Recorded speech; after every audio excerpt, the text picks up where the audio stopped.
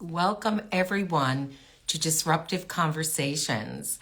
And we are still in the beginnings of 2024 as we're committed, and I'm committed to bringing you information and guests that are going to help you and give you important information as we move forward into this year, knowing in your head and in your heart what it is that you're hoping for and looking to do. Today, my guest is Katie Swenson, and I'll be introducing her. She comes from a different background of architecture, and we need to be anchored. We need to feel our own anchoring. And so how we do that, and one of the ways that we do that is through home. And what home can mean to you, different perceptions of home, how we take home with us. I'm waiting for Katie to come on. And so if this is the first time you're with Disruptive Conversations, welcome everyone.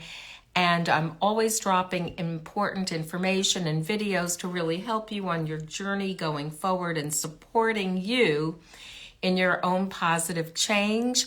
And just waiting for Katie to request joining. It's a new journey for everyone. And here we go. I have the request. We're going to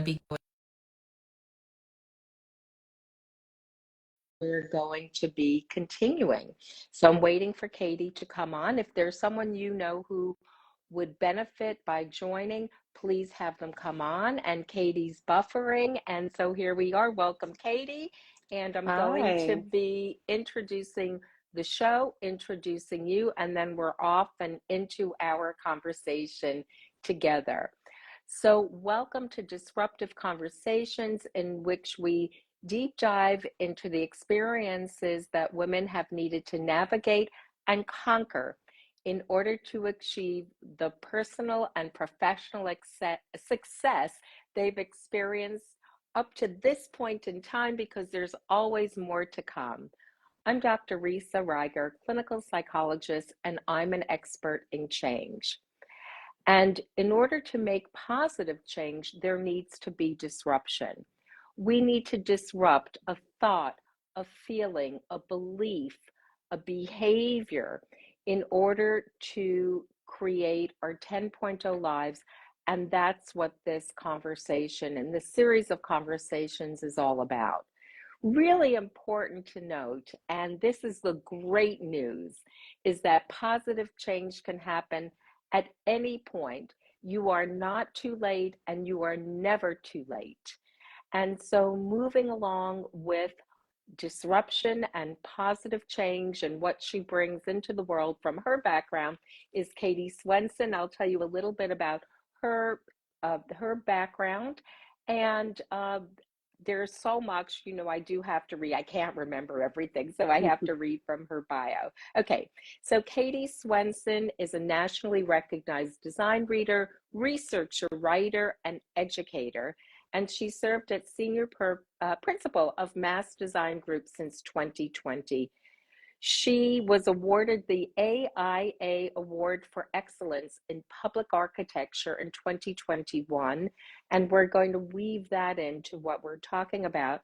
And she was the Vice President of Design and Sustainability, which is one of the key words of our times right now, at Enterprise Community Partners, where, as a member of the second class, she led the Enterprise Rose Fellowship. And thank you, Jonathan Diana Rose, for hosting the event in which we met. And so it is with tremendous pleasure that I have Katie on today. Katie, welcome. Thanks so much for coming on. And of everything that I've said in this bio, I'm sure that there are things that I've missed. So what is it that you would like to let us know that I may not have addressed? Oh, thank you so much. It's such a pleasure to be here. This is my first Instagram Live. So change is the new everything, right? We met at a conference called Metamorphosis. Yes. So what a perfect setting. I love you saying you're an expert in change. Sometimes I feel like I've become a bit of an expert in change, not clinically or educationally, but just by life experience. So excited to chat about the topic today. Wonderful. So first question is, what is it you needed to disrupt inside yourself in order to achieve personal and professional success up to this point? Because we Oh, know that you can't have change without disruption, and it doesn't just happen in a vacuum. So if you could, anything you feel comfortable or would like people to know to help them on their journey of positive change. absolutely. I think when you look back at your career, you understand that it has been a series of kind of disruptions in many ways. Some of them were uncomfortable at the time, but that somehow helped you to propel yourself forward. I got my start in architecture in my mid 20s, a little later than some people. I was training to be a professional dancer, and I was a semi-professional dancer in New York City. And I had the chance to audition for Twyla Tharp, a wonderful choreographer. I Beautiful. got the job. I moved to DC for the summer to rehearse 9 to 5 at the Kennedy Center. And I thought I had kind of arrived in a way. Well, when the fall came, we developed new work over the course of that summer, and we came back to New York in the fall. And Twyla hired the American Ballet Theater dancers to take the work that we had developed on the road. And I thought to myself, oh boy, like this is dance life here. And it was this kind of moment where I had been working in and around design my whole life, but I had to make this big decision. And I remember driving home for the Christmas holiday with my brother. And he said to me, like, well, if you could do anything, what would you do? I said, well, I would be an architect, but surely it's too late for that now. I was 26 at the time. Well, don't you know, I applied over that winter break and went off to get my master's in architecture. And the career that I've been able to have in the field has been absolutely astounding. So it really all started, though, in some ways with some disappointment, some striving, a lot of ambition, some limits, and then needing to kind of dig deep within myself and figure out what the right path for me was going to be going forward.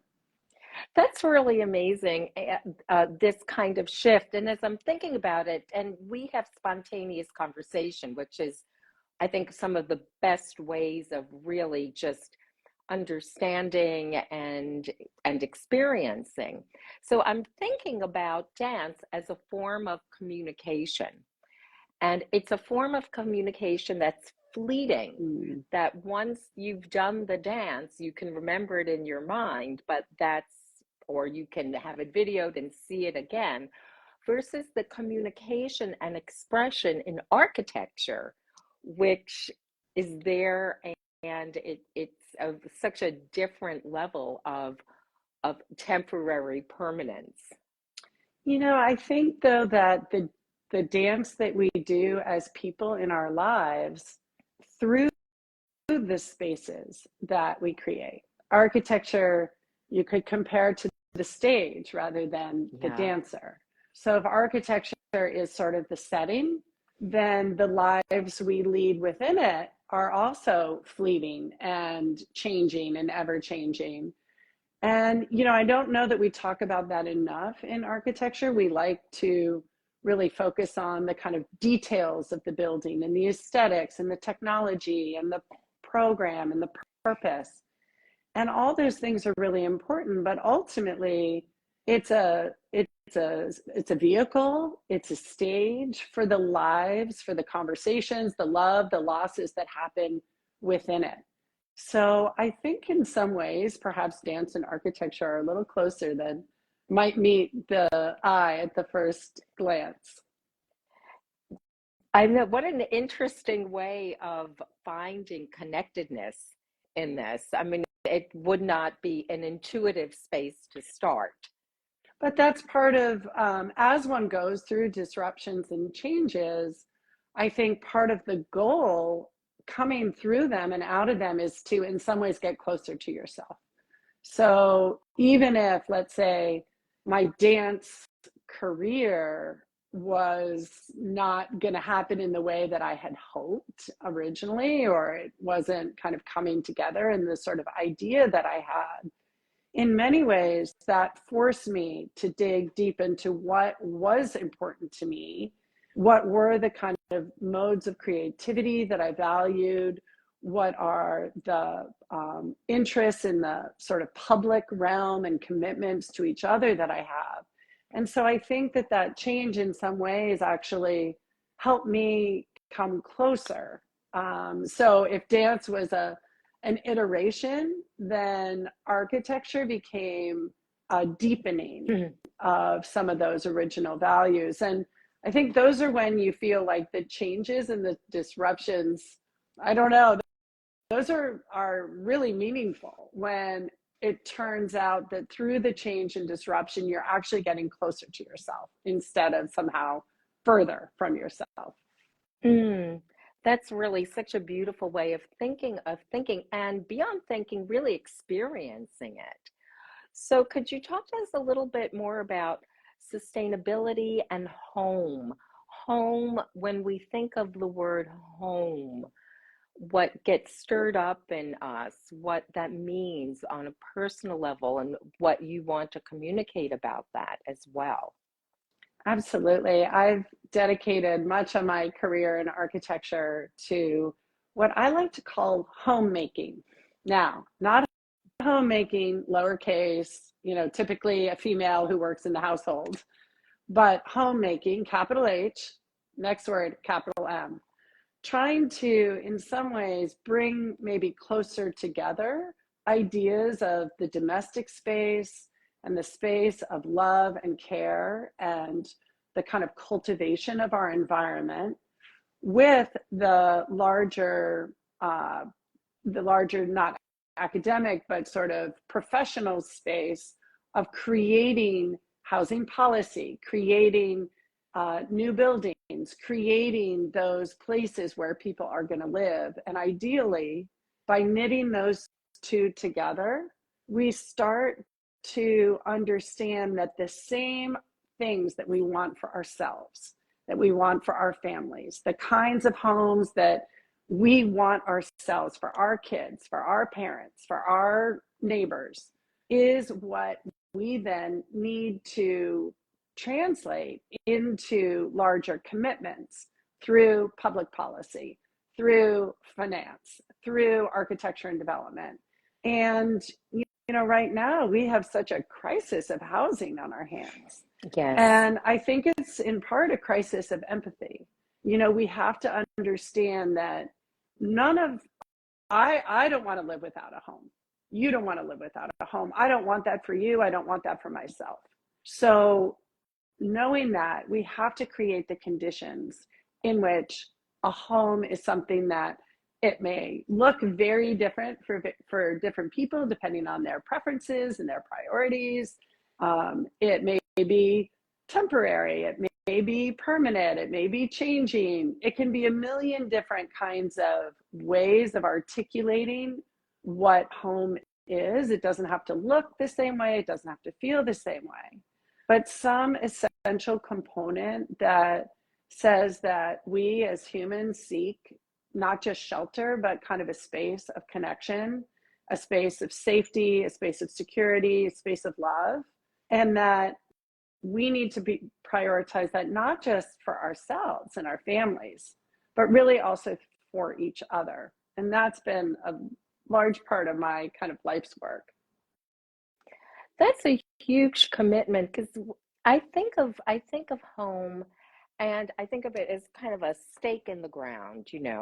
And that doesn't mean that once the stake is in the ground, we don't pick it up and move it someplace else. But particularly in times of tremendous uncertainty, to be untethered with home, to not have what's identified. And there are people doing home in all kinds of Mm-hmm. ways now, Yeah. very creative and very different. but that to have that, particularly when there's a lot of challenge, transition, ambiguity, and uncertainty, to know where your stake is. Yeah, and those are the disruptions that sometimes we choose and sometimes are forced upon us. And they can be generative as well. I have written quite a bit about my home in Massachusetts, which is a really incredible house. It was built by Catherine Lee Bates, who was the author of America the Beautiful, and her partner of 25 years, Catherine Coleman, a sociologist, historian, and economist. They were they built in 1907, these women who were born in the 1850s, hired an architect to design and build themselves a home. And they named it, they called it the Scarab. And I was so fortunate that at a moment of disruption in my life, I was experiencing a divorce. I was going to move home to be closer to my parents and my sister and her family. And my three daughters and I moved in and bought this house called the Scarab.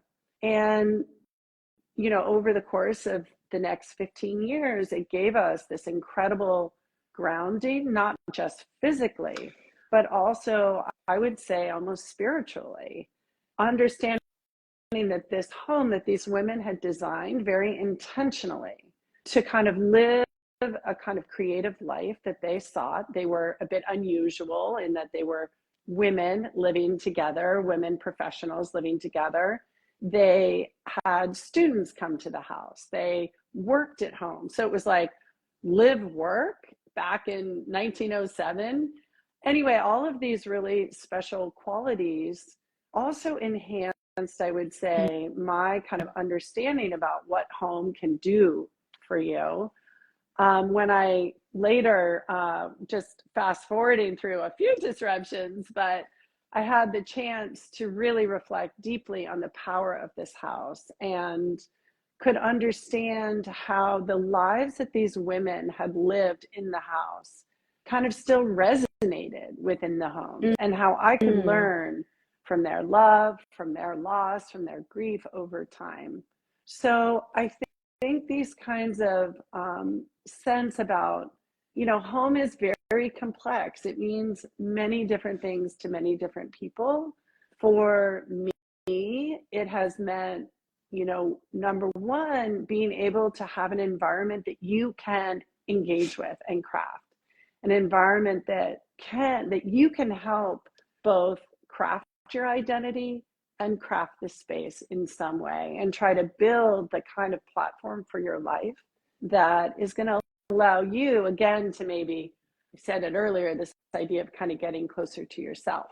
And I think I was really able to experience that. But when my youngest child left home, and I had planned to be remarried to a wonderful man who had suffered a sudden heart attack and passed away. And I was experiencing another big disruptive moment of my life personally. And of course, it spills over professionally. And so, 3 years ago, I moved to New York City. And it's been also, it's been a disruption in many good ways and also in some challenging ways. And, I think, for my three daughters, I mean, they would have their own story to tell about it, but change is hard and disruption is hard. But we also, I think what I've been learning is just that we have to kind of keep moving forward in our lives, and that then we can recreate our version of home in the ways that we need it at different times in our life, in different places, in different environments. But if we're lucky, we carry the ability to be able to create home wherever we are. But luck is not what we should, count on.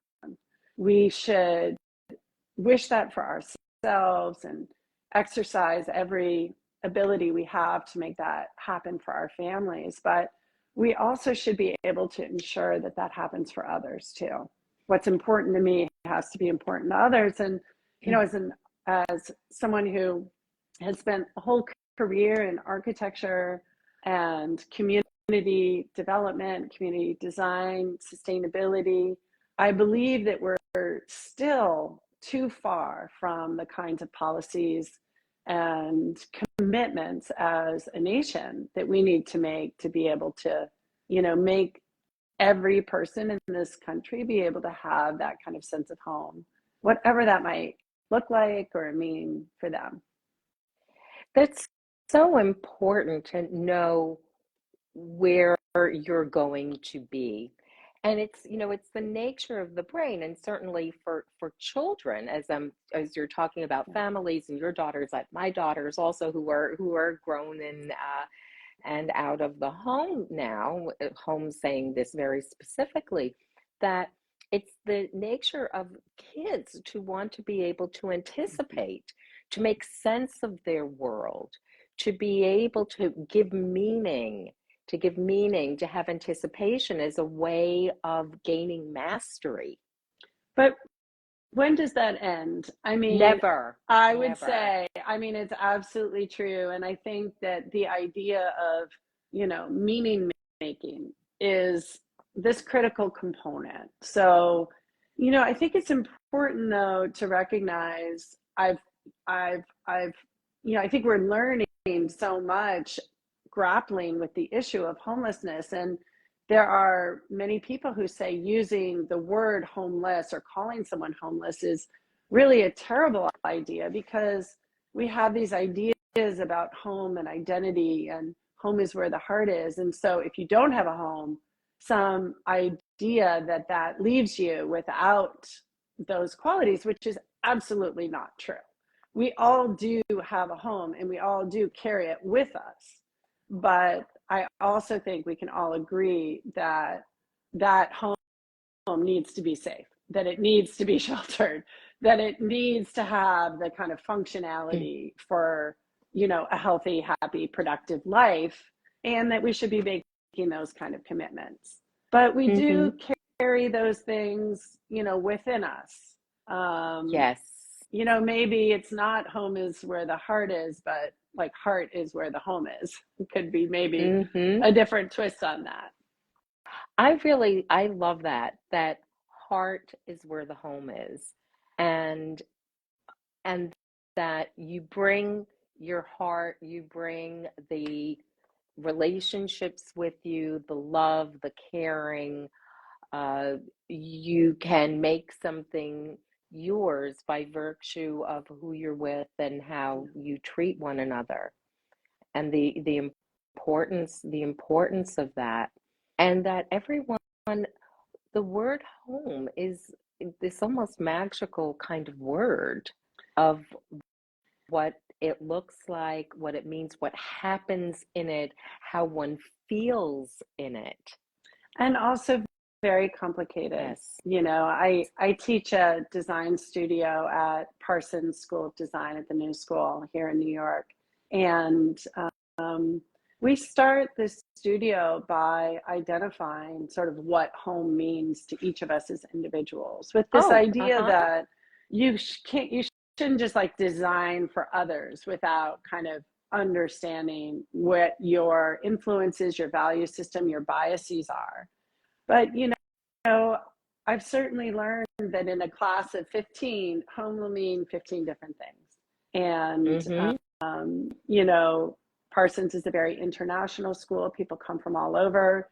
They've grown up in very different environments. They've experienced, in some cases, very large kind of displacements. So home is complicated, but I love it that we should talk about it more, because I think we use a word like home, it makes us feel kind of warm and fuzzy, but that's not the case for everyone. And, it's an important thing to recognize that we need to almost problematize the word home so that we can actually commit to making more progress on it. Yeah. We should. So you're talking about problematizing it. What a word. And you got it out perfectly, and I didn't stumble on it either. And so when we problematize something, it infers that we're also going to solutionize it Yeah, as well. yeah. Well, I like to think, at Mass, we have a robust portfolio right now of affordable housing projects that are in various stages. We've got residents actually moving into um, senior housing design in the Brighton neighborhood in Massachusetts. Here in New York, we're working with a Brooklyn-based developer and the New York City Housing Authority on a site in Crown Heights, also senior housing. And so I'll explain a little bit how I guess we would disrupt in architecture or problematize. And in many ways, when COVID hit, everything about the built environment was sort of disrupted, right? Our understanding about, oh, I have to work from home, exercise from home, cook from home, not leave the home, everything was sort of disrupted. When my firm, Mass Design, got started many years ago, almost a dozen plus years ago, in the northern province of Rwanda, working with a Partners in Health, to design and build a new hospital in a region of Rwanda where there was very limited access to healthcare for over 400,000 people. And one of the problems that we were addressing was that in many rural hospital locations and underserved, underinvested communities, the design of the hospital, because of poor airflow, for example, poor infection control measures, made hospitals kind of dangerous for people. Well, we found that during COVID, right? All of a sudden we're saying, wait, this building is not safe to go into, or this nursing home is having severe trouble with COVID infection. So we started asking in the senior housing space in particular, okay, we know that seniors are experiencing COVID at higher rates and COVID deaths at higher rates than others. But we also know that the leading cause of death in seniors is actually depression and isolation. So we started to say, okay, here's like a moment of disruption. How do we design for a senior housing model that would keep people safe from the spread of infection, but allow them the opportunities to socialize safely? And so that was kind of this disruptive moment for us. And we have the architectural iterations then become diverse because you try different things and you explore, and every site is different and every community group is different, every client and partner is different. But that was this moment of disruption in our practice, which I think has yielded a wonderful way for us to rethink throughout all of our housing work. How do we challenge some of the associations that we had about what made housing in the past and what matters and what's important now? So that was a kind of experience of a disruption around the idea of home that I think is having hopefully very fertile results. And, architecture takes a long time from idea to implementation. Takes years. So we're just going to start to see how it will show up in the built form. But one of the things that's really important, I would say, around disruption in architecture is that because the cycle of building does take time, and there are big spurts in the technology that supports architecture, and AI or building technology, or many different sort of ways in that architecture is also a narrative project. It's also a storytelling project. It's also something that we need to shift our minds. When I was talking about housing and the idea of home, I was saying, I think it's a kind of a crisis of empathy, that we need to shift the way people think about home, their own home, their real estate, their investment, their return, and need to rethink the way we kind of think about housing. And I think in architecture, we need those kind of disruptions in so many areas, whether it's in sustainability. We can talk about some of the many areas that need that kind of disruption, but many of them require a kind of narrative change, a way to rethink things, to problematize, I guess was my word before. Great. It's a great word. And that as that happens, then the whole idea and the goals and what needs to be implemented and created and facilitated by the space changes in ways to really meet the needs of humanness as as some of the needs of humanness remain the same. We have the need to be connected. We need to not be isolated. We see the impact that it's had, which is enormous, but that also to take that humanness into account and have it be reflected in the spaces, or going back to what you said at the beginning, the stages that people walk on, enter, and have their own movements in. And I think with some of the disruption that's happily happening in the space of sustainability is an understanding that we don't just need to sort of design for, humanness. I love the way you put that, but also for animal life and for plant life and the environment. And, Mm-hmm. we've been working hard to develop a design approach that is built on a kind of one health approach, where you understand that the success and health of humans is deeply and integrated and tied to the success and health of animals and the success and health of the environment. Yes. And so it gets even further complicated, because a lot of times we've been making decisions over the past many centuries that privilege, the human. Maybe not the humanness, as you so eloquently put it, but definitely privilege the human.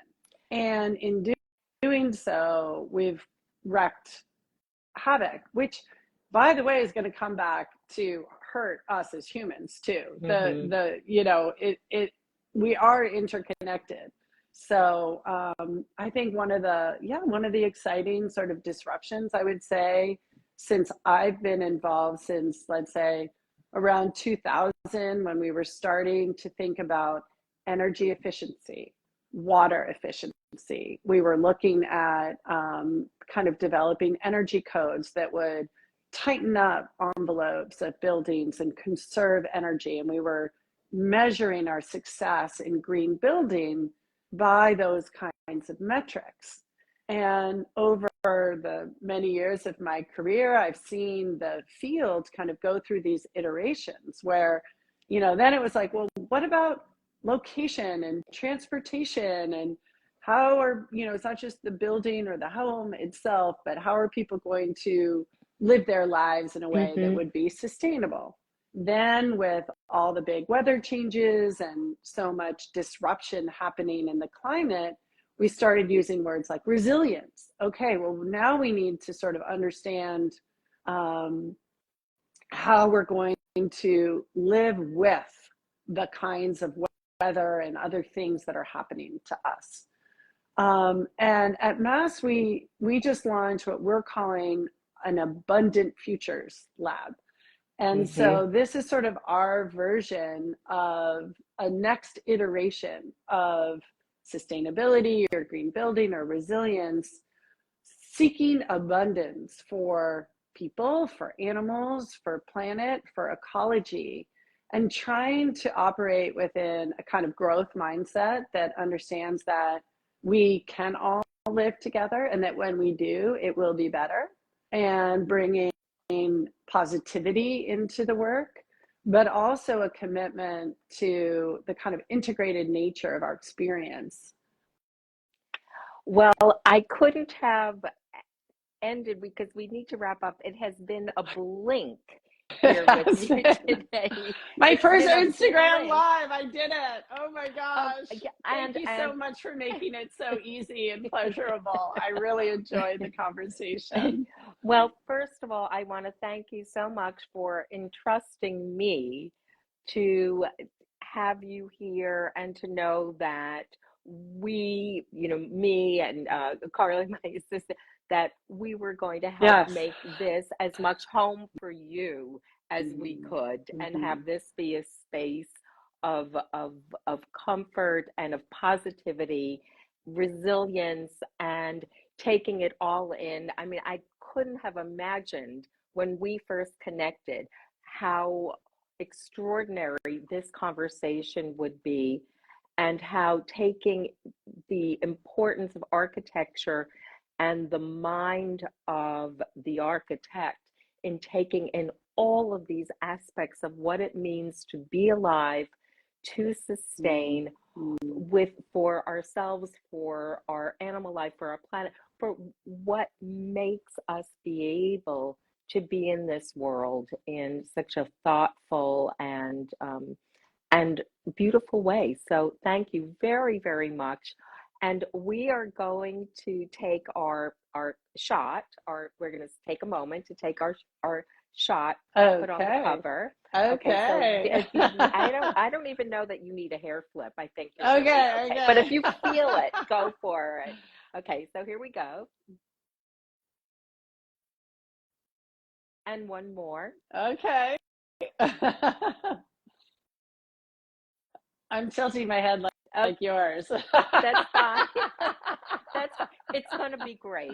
So, Katie, conversation to be continued over tea, coffee. I wonderful. Can't wait. Me too. Thank you so much. Thanks to everyone who joined. I appreciate it. And if you have missed any part of this, or you know someone who needs to listen to this, remember that we're going to be posting it.